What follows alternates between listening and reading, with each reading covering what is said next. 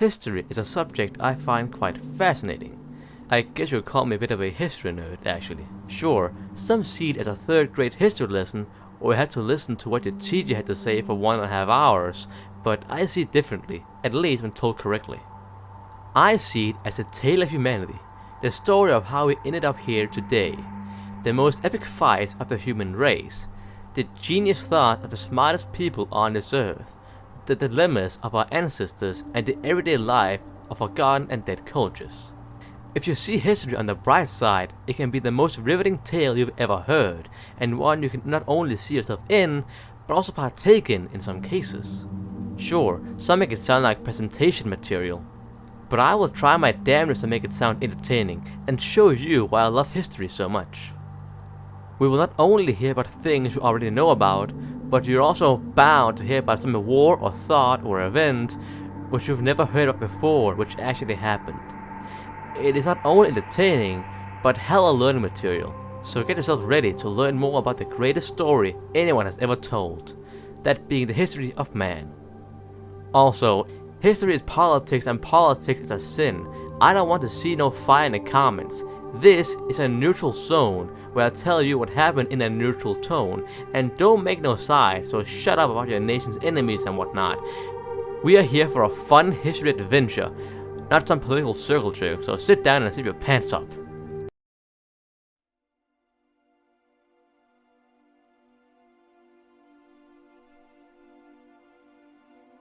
American Civil War.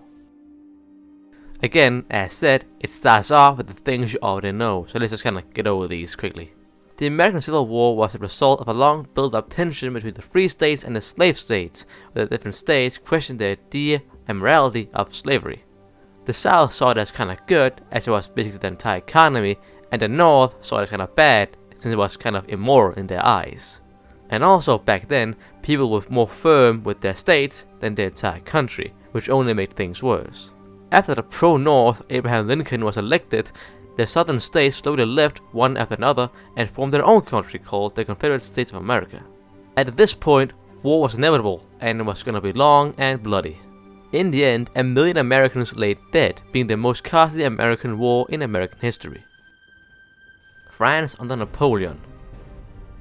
Napoleon's France was one hell of a power trip for France, going from a state in chaos to the master of Europe thanks to good old Napoleon over there. After a bitter cold defeat in Russia, leaving most of his army dead, Britain, Prussia, Austria and many more fought the Russians, wanting revenge after the many defeats by Napoleon. Yet Napoleon wasn't about to give up yet. He went back in 1815 and took over the country with no problem.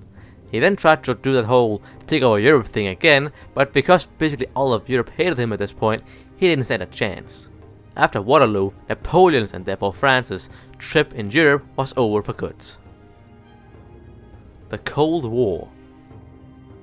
A Cold War is a conflict between two states where there isn't a single bullet shot between the two states. They are, however, still out to dominate, contain, or dissolve the other in some way or another. The Cold War was such a conflict between the mighty United States of America and the United Soviet Socialist Republics.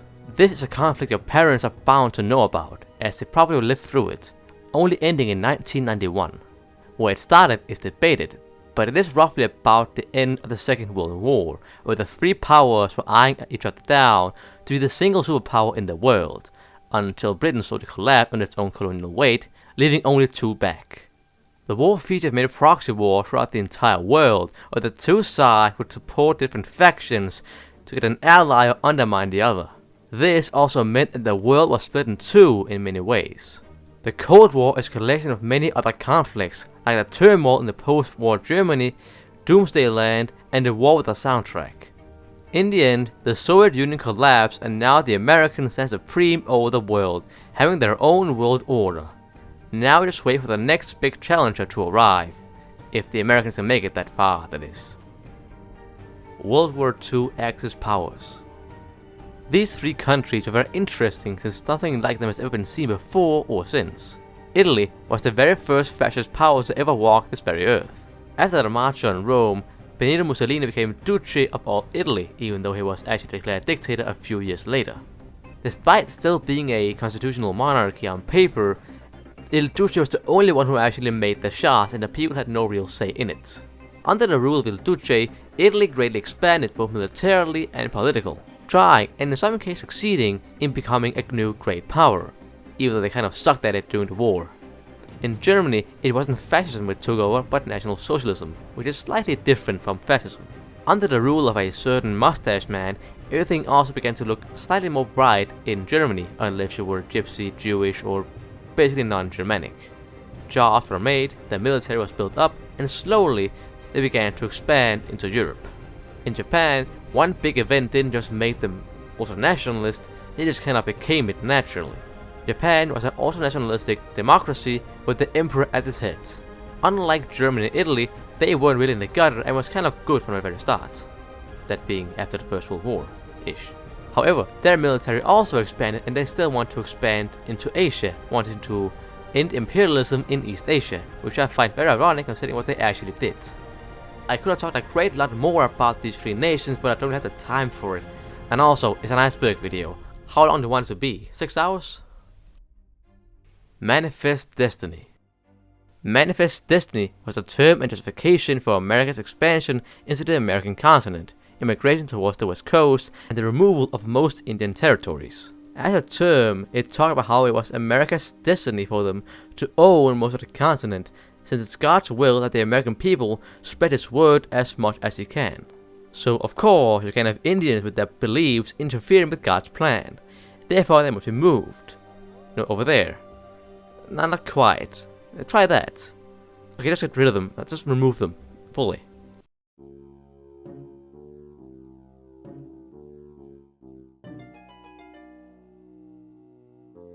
Greek city-states. Before Greece was a unified country, actually way before that, it was a region where a lot of different states lived. Near some thousands actually. They all had Greek blood and spoke a Greek language, but they all had differing cultures and identities. There were a few who stood out, like the city-state of Athens, and the now capital of Greece, and Sparta, the now non-capital and now dead city of Greece. Guess who was the mightiest in the end? Greece was in a way a big part of the modern world, and at one point even was the modern world. Thanks, Alexander. A shame it all broke down to shit when he died. What can you do? This place was a place of its own, having a lot of history, culture, mythology, and orgies to explore.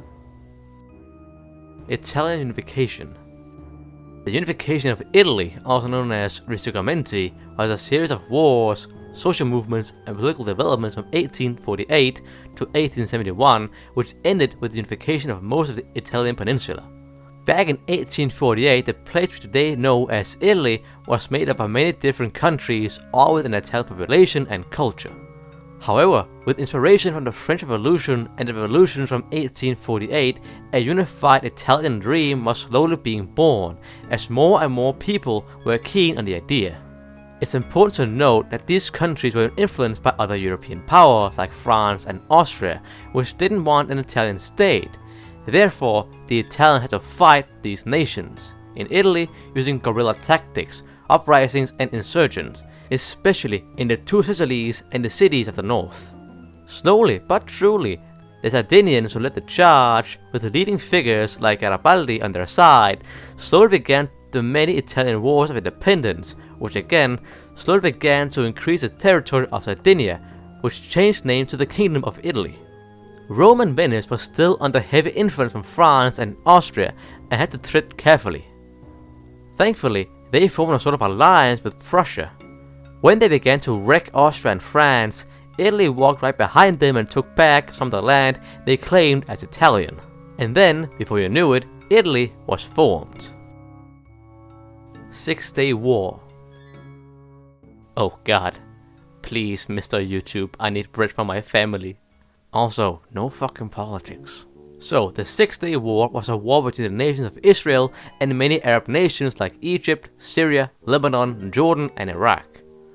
The war, as the name more or less literally says, only lasted 6 days because of Israel's use of modern blitzkrieg maneuvers and the Arab nations' lack of proper communication and organization.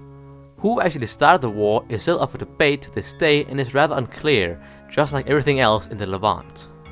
Whoever actually started the war is its own thing, but the first strike was indeed from Israel, who took out most of the Egyptian Air Force using primitive strikes, since Israel feared that their 800 aircrafts would get an upper hand towards their 300. They used Egyptian talk of war as a justification for the attack. War was declared and Israel swept the floor pretty quickly. They blitzed through the Sinai and forced Egypt back into Africa by pushing them back behind the Suez Canal. Jordan was pushed out of East Jerusalem, and Syria was scared off since the Jews used misinformation and communication problems as a way of making the soldiers question where the enemy actually was. The fact that Israel was so underpowered yet still won is still a military miracle by some, and many are inspired by how the Jews managed to do that. Breakup of Yugoslavia. The breakup of Yugoslavia was a bloody affair and the first military conflict on the European continent since the end of the Second World War. Yugoslavia in 1991 was a hotbed of national and ethnic conflict. Ever since the country was formed just after the First World War, the many ethnicities had their eyes on each other, despite the government endlessly trying to form a Yugoslavian identity, rather than a Serbian, Croatian, Bosnian, Herzegovinian, Macedonian, Montenegrin, Albanian, Kosovanian, Yugoslavian, Slovenian, Savfk identity. Yeah, quite the task.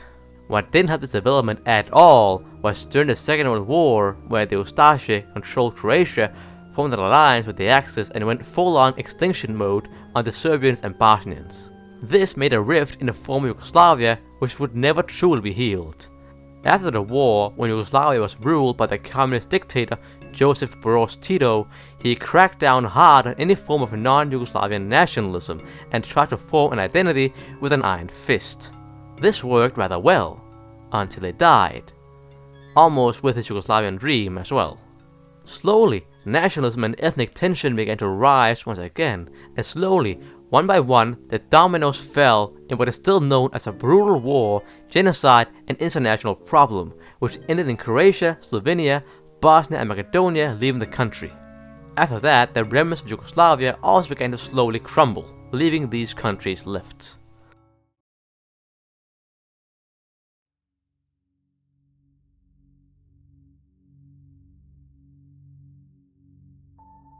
Phalanginism.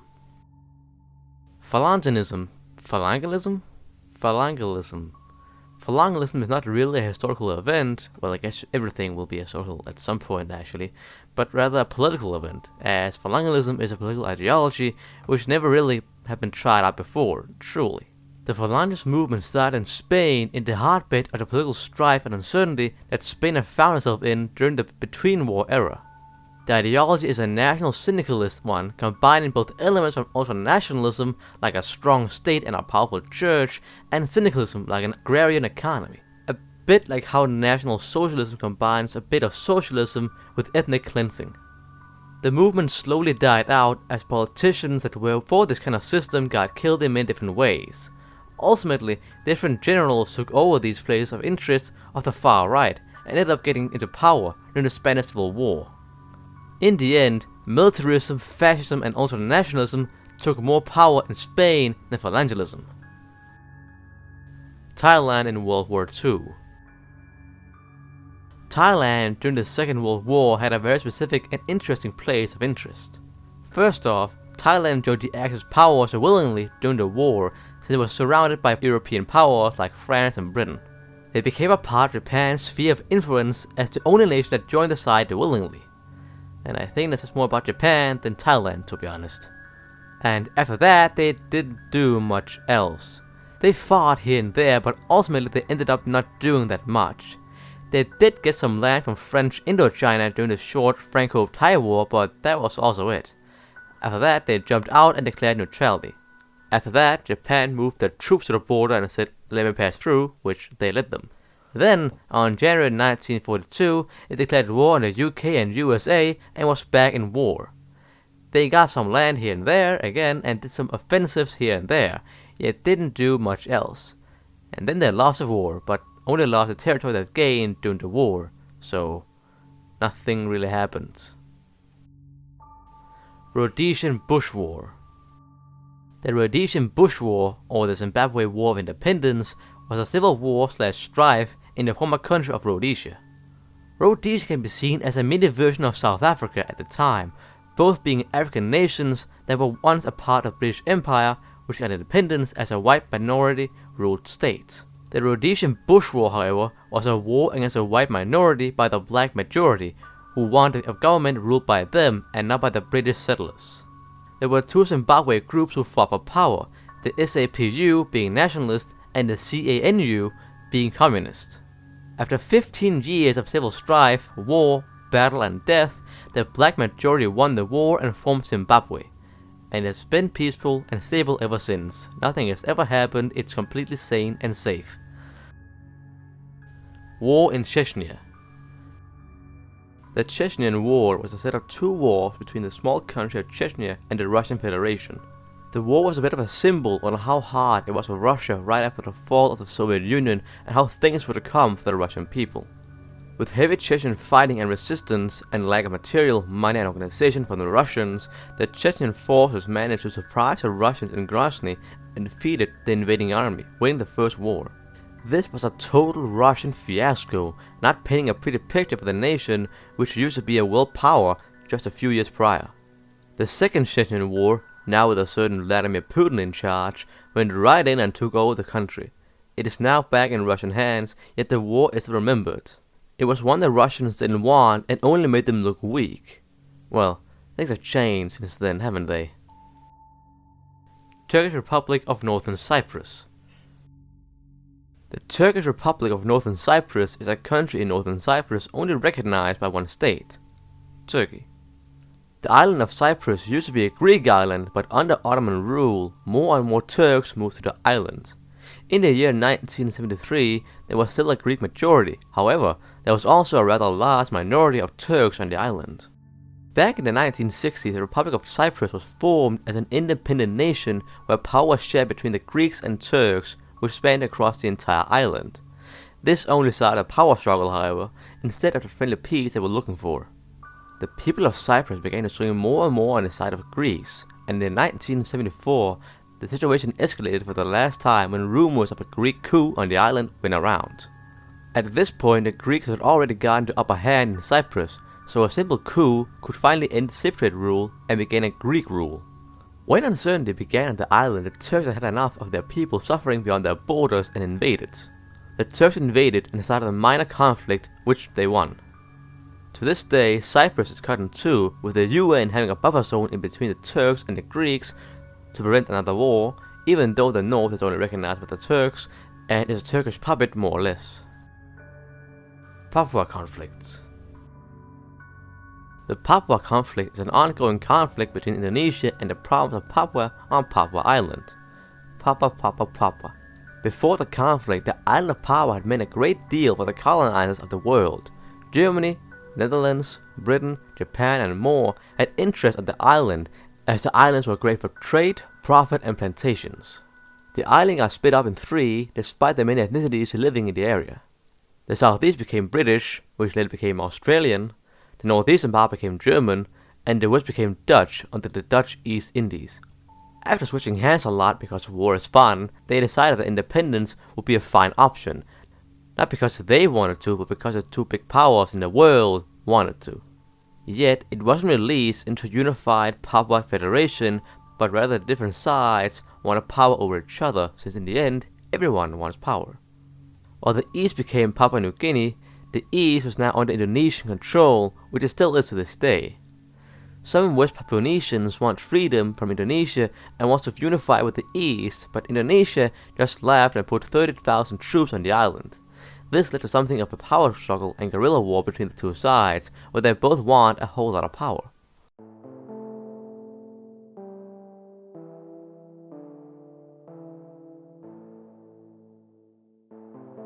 Megali idea. The Megali idea was an idea that originated in Greece back in the 1820s, following Greece's independence from the Ottoman Empire. However, Greece wasn't whole, as only a tiny slither of the territory of Greece got its independence. The rest of what is known as historical Greece was still under Ottoman control, despite some areas having a Greek majority population. It was this event that grew the irredentist idea known as the Megali idea. Irredentism is the idea that a country and people should reoccupy foreign lands and territory since they claim it as being stolen from them. This is also what we see in the Megali idea. The Greeks thought that it was still under Ottoman occupation and would fight to get the Greeks back under Greek control and gather all Greeks under one banner. This idea slowly came to life, and as Greece got more and more land from surrounding lands through politics and war, the final act of the Megali could be seen in the Greco-Turkish War right after the end of the First World War. Because of its role in the war, Greece could finally take some chunks from Anatolia, which they claim as being rightfully Greek. This didn't end in the way Greece wanted it to, as they ended up on the losing side of the war. This secured that Anatolian lands would remain Turkish to this very day. Not only with that, but the Greeks living in the Turkish lands were either kicked out of Anatolia or killed by the new Turkish state, as a way of securing a Turkish nation. Today, most Greeks live in Greece, so in a way, the Megali idea actually worked. At least when it comes to population, some Greek nationalists still claim Western Anatolia as rightfully Greek. But right now, all Greeks are still under a Greek banner. But there is still some debate between these two sides. Bolivian irredentism. Greece isn't the only nation that has irredentist ideas. Every nation has some of these, Bolivia being one of them. However, the Bolivian one is a bit more sad. Ever since Bolivia got their independence from Spain, its size has only gone down. Bolivia at one point claimed most of South America, but it never went anywhere. Slowly they lost province after province, Peru, the Amazon, parts of Paraguay, and their personal biggest loss, their coast, taken by Chile.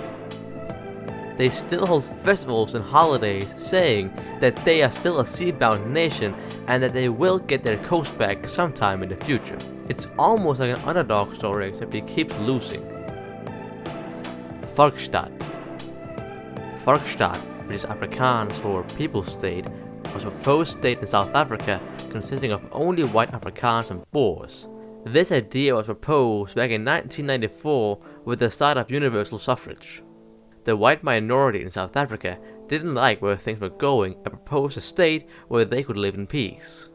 The idea got rejected, and to this day it seems unlikely. If the Volksstaat had come to life, it would have been the first and only white majority state in Africa. The closest we've ever actually gotten to a kind of Volksstaat scenario is the semi-autonomous town of Orani. But even that was still under control of South Africa.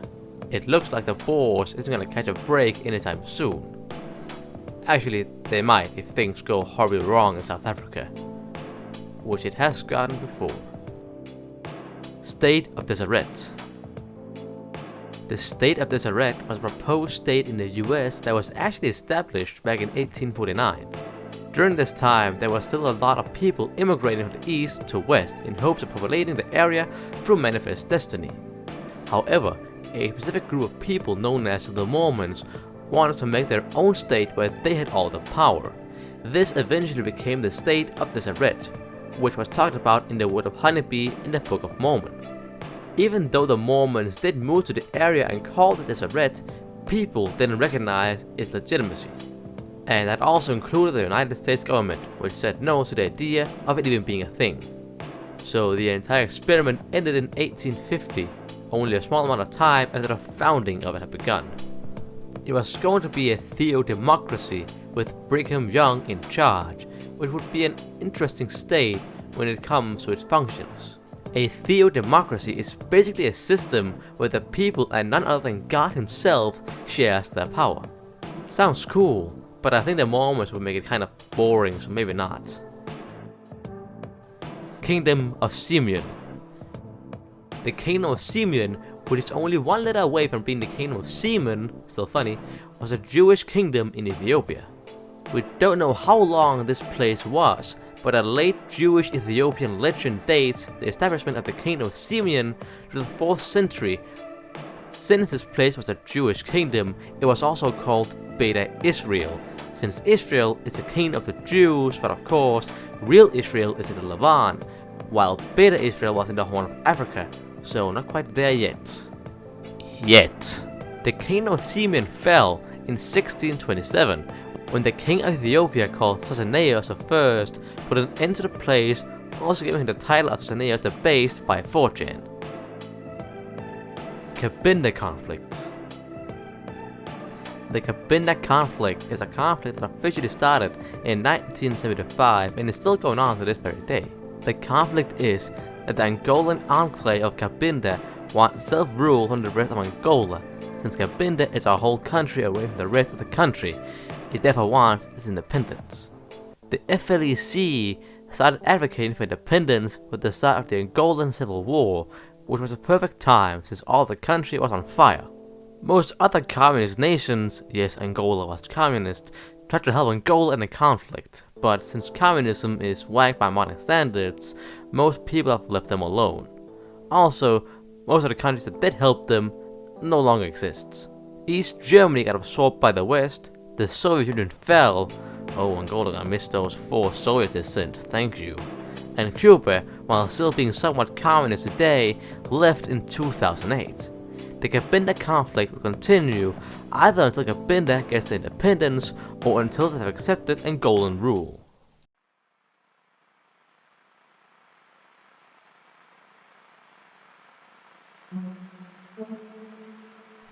Nagaland conflicts. Oh, this is gonna sound so wrong.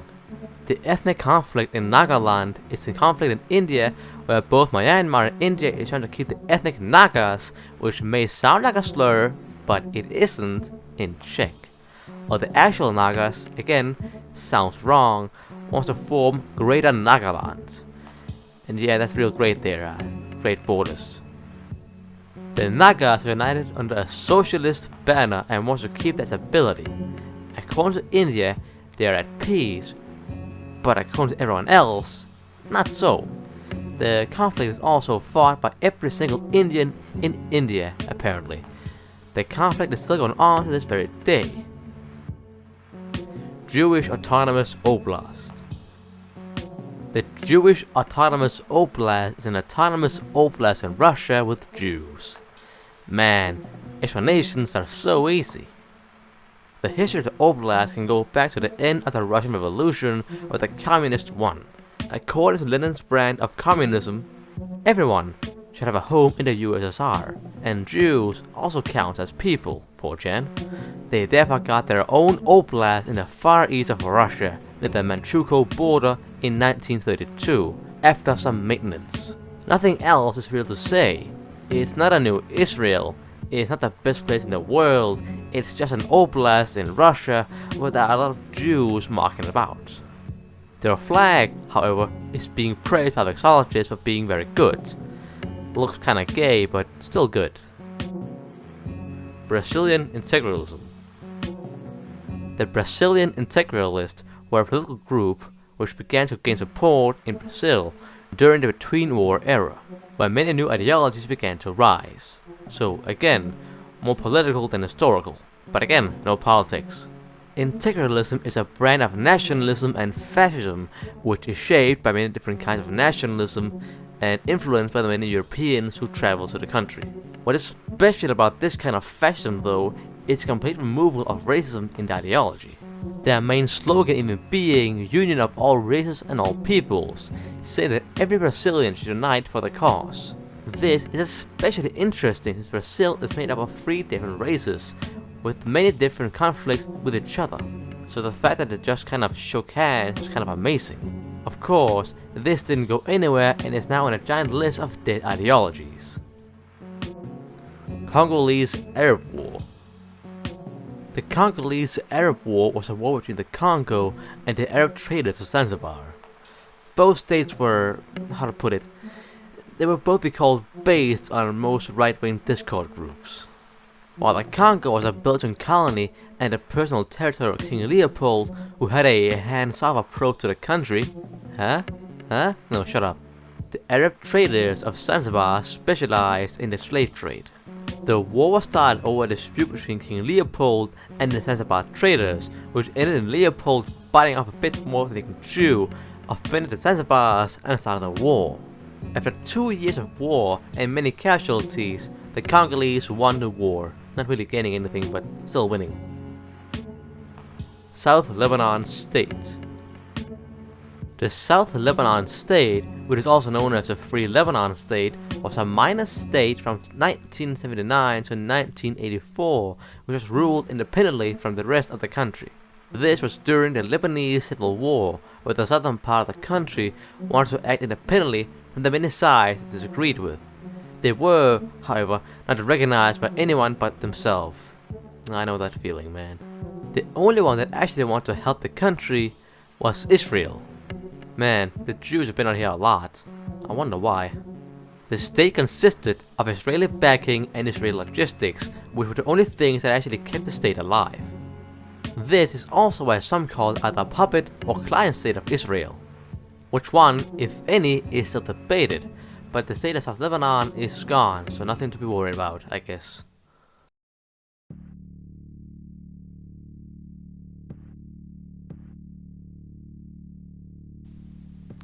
Icelandic Basque Pidgin. The Icelandic Basque Pidgin was a language spoken in northwestern Iceland around the 17th century. Despite the name, the Pidgin had a lot more than Icelandic and Basque influence. It had Spanish, French, Dutch, German and English influence as well. The language was made by the Basque though, who made a lot of money off of whaling.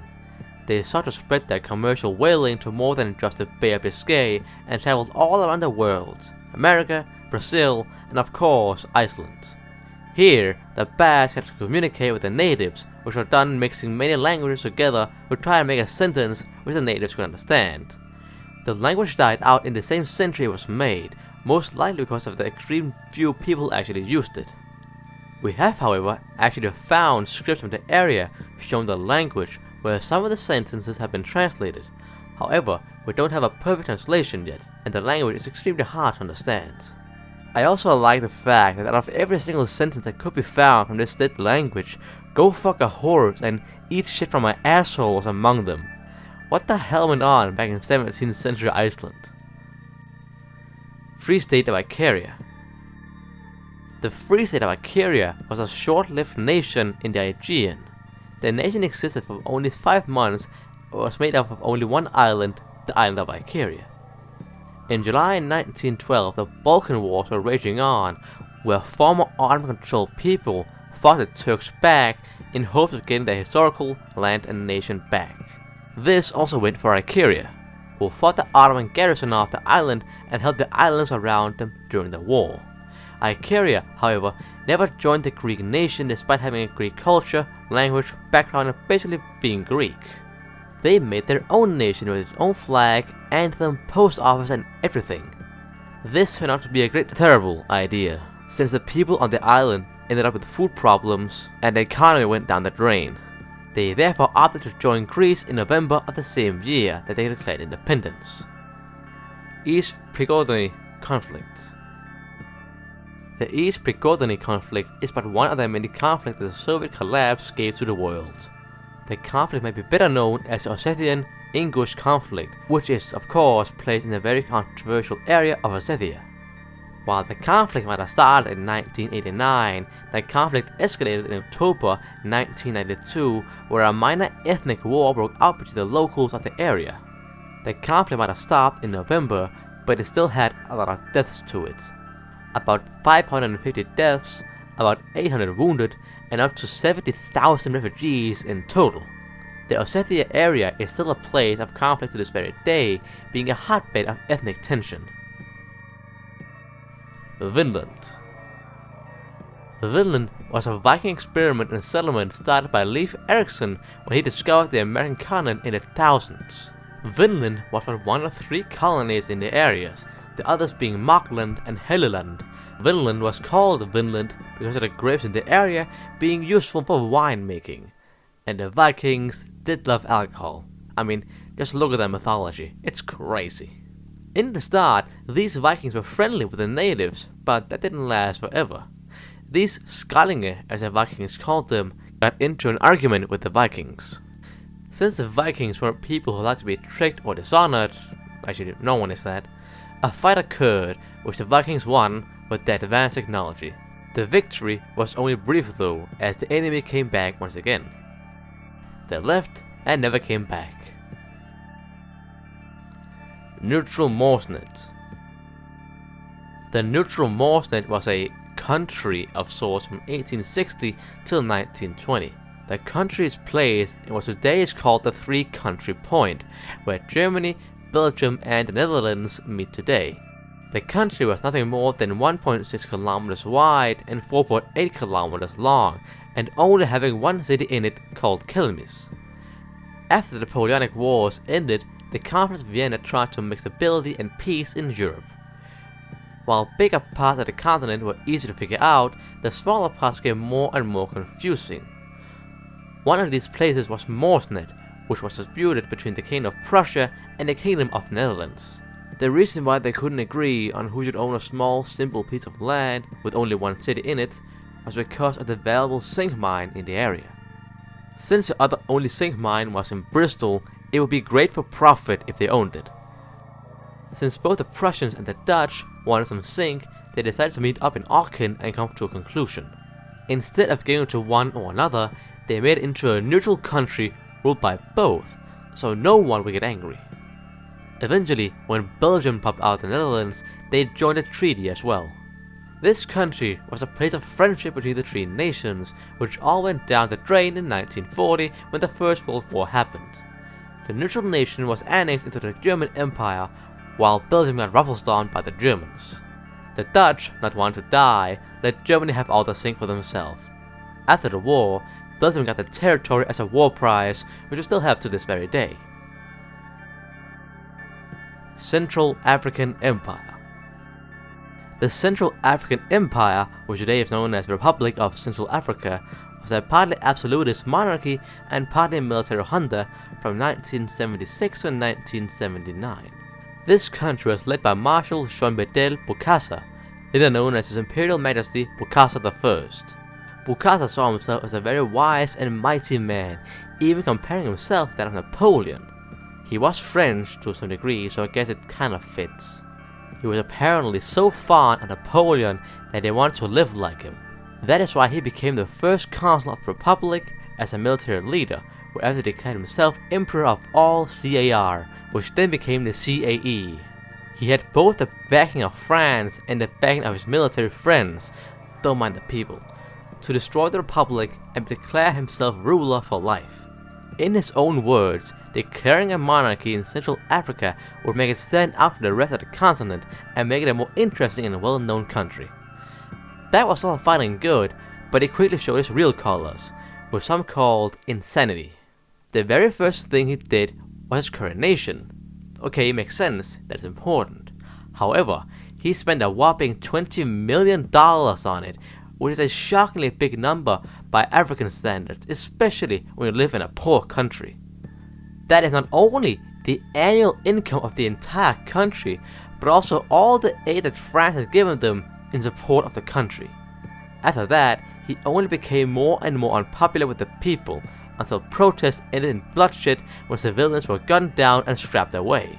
But oh no, the emperor himself was there to witness the voice of his people, and he responded by beating kids who had joined the protest with his cane to death.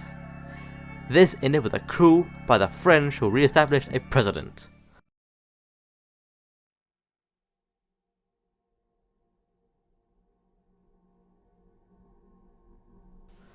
Preševa insurgency. The Preševa insurgency, also known as the insurgency in the Preševo Valley, was a kind of mini Kosovo war. The Kosovo War is pretty well known. The ethnic Albanians living in Serbia in the region of Kosovo wanted independence. Pretty simple. This led to a short war where both sides fought for the right of Kosovo. That war ended in a semi-wide peace where a buffer zone was made around Kosovo where the Yugoslav military couldn't enter, while Kosovo remained a part of Serbia. Now, the regions around Kosovo like Preševo, Bujanovac and Medvede also had a large Albanian population, yet they weren't a part of Kosovo. These regions were even called Eastern Kosovo. These provinces formed the UCPPM, also known as the Libertarian Army of Preševo, Medveda and Pucanovac, in hopes of also finding the Serbs out of their region and join Kosovo. This war didn't end as the Kosovo War did, as they were very smaller and Yugoslavia was just as big. Yugoslavia, more or less, just marched into the regions and took control. While not that many were killed, a lot of people left these regions to live in Kosovo or Albania. This was therefore a Serbian victory since they kicked the rebels out and took control over the area, which are still part of Serbia to this very day. Macassan contact with Australia. Australia was one of the last habitable places to be discovered on Earth. Or, well, habitable is being kind of nice, isn't it? In April 1770, James Cook landed in Australia and prized it as another British colony. However, Cook was not the first to land in Australia. Back in the early 1700s, the Makassar people landed in northern Australia around Kimberley and Arnhem Land. They sailed down there using proas, which is an indigenous type of boat which was used to sail long distances. The Makassar had a goal in mind. They didn't want to settle down in new areas or find new types of rare material. No, they wanted sea cucumbers. We do know for a fact that they landed in the area, since we have found Macassan stone arrangements in the area. They didn't do that much in the area, but hopefully they found their sea cucumbers. Susurluk Scandal. The Susurluk Scandal is a name for a bunch of deaths, assassinations, smuggling and murders in Turkey around the mid-1990s. The whole thing started with people slowly discovering a connection between the deep state in Turkey, the far-right Grey Wolf Party, and the Turkish Mafia. This was all during the height of the Turkish-Kurdish conflict, where the Turkish military and government tried to suppress, if not destroy, the PKK. The state tried to get help from both the Mafia and the Grey Wolves, in hopes that it would more easily take down the Kurds. But of course, a lot of the population would disagree with the government if they said openly that they have collided with two groups that have openly done a bunch of illegal things. They therefore tried to hide it, but allegedly taken out all those who want to throw a wrench in their plan. Politicians, journalists, strangers, all weirdly disappeared or were just straight up murdered in open daylight using explosions. There are two kinds of assassins, aren't there? While this terror went on, more and more people began to connect the dots and became angry at the government. It all ended with the resignation of the Turkish Prime Minister and police chief. Portuguese Lusotropicalism. Portuguese Lusotropicalism is a kind of egotistical belief that Portugal was a nation born to be the best colonizers on earth and some of the best people as well. The term was coined by a Brazilian named Gilberto Freyre, so maybe there's a bit of a friendly feeling towards Portugal, their former colonial masters. The theory goes that because of Portugal's history being inhabited by so many different peoples like the Romans, Celts, Visigoths, Moors and more, made them more friendly and acceptable towards other cultures and peoples. Their climate is also tropical, meaning that they have an easier time being stationed in overseas territories and colonies like Angola, Brazil or East Timor. Their long history with overseas colonies also mean that they are great at inhabiting other areas even if they are continents away from their homeland. This can be seen because some Portuguese colonies have had people living in there for over 5 centuries. Gilberto also says that Portugal was the colonizer who was the best at implementing racial democracy and pro-miscegenation around the world. There was some criticism saying that not everything was true, while there also was some fans. One of these fans was the Portuguese dictator Antonio de Oliveira Salazar, who used Gilberto's lusotropical ideas as a reason for why Portugal should keep its many colonies. East Caprivi. The minor region of East Caprivi has a longer history than it probably deserves. East Caprivi is the panhandle of Namibia, which everyone have looked at from time to time on a map and thought, why is it like that? Why is it shaped like that? What happened? And, well, I'm about to tell you why, and how, and when. Namibia's shape came after the 1885 Berlin Conference, which officially began the scramble of Africa. Germany, despite not wanting that many colonies, ended up with quite a few. Namibia, being their crown colony, being the one with the biggest percentage of white Germans compared to black natives. They did have ambitions for a larger colony though, wanting one stretching from the east to west. This ended in dispute with France and Britain, which also wanted the area known as the Congo. Since all three powers wanted it and a war wasn't worth it, they just gave it to Belgium as that was the best thing to do if you don't want a three-way conflict. And that ended just peacefully and well. For the whites. Since they couldn't get official land from east to west, the Germans used their brains to come up with a great plan. By extending out Namibia to reach the Limpopo River, they could in a sense ship through the East Cape through the British and Portuguese colonies in the area to reach the east. This didn't work either, as the river became unsuitable for boats upstream. So 2 tries and 2 fails for the Germans. Sounds familiar. In modern times, East Cape is self-governing with the overview from the Namibian government, since they aren't ethnic Namibians. Ronama. The Ronama is a book written by the former Turkmenistani dictator Saparamurat Niyazov, which I know I said wrong, but who the hell cares? YouTube is banned in Turkmenistan anyway, so they can just suck it. The book had 2 volumes, one being released in 2001 and the other in 2004. The Ronama was Niyazov's way of segmenting his cult of personality into the state and population. The book might have been written by Niyazov, but it was written with inspiration from Allah. The book contains both Turkmenian history and politics of the country. The book was therefore wholly political and historical all at the same time. While this golden book was kinda weird, the intentions behind it was even weirder. Everyone had to read it sometime in their life, by law.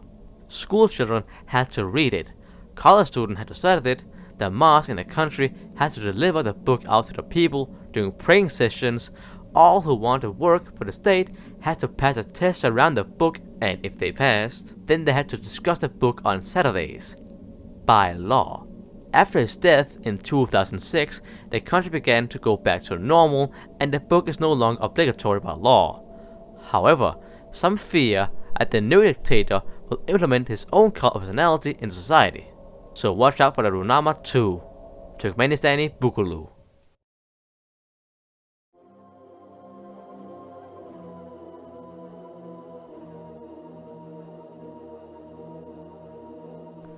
Fulanji Jihadi State.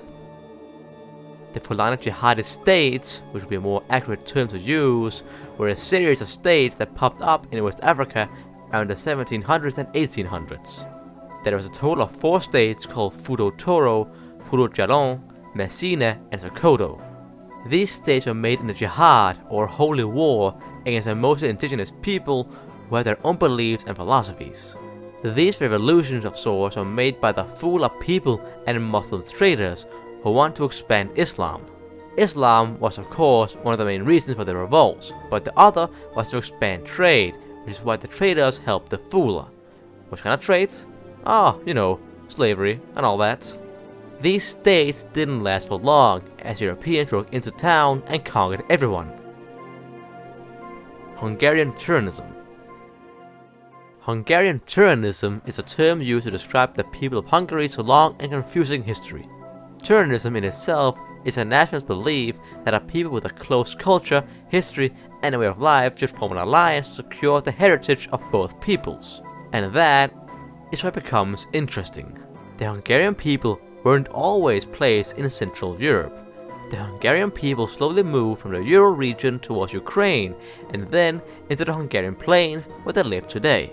And still to this day, people are researching and studying Hungary's ancestors to find the journey they had to take.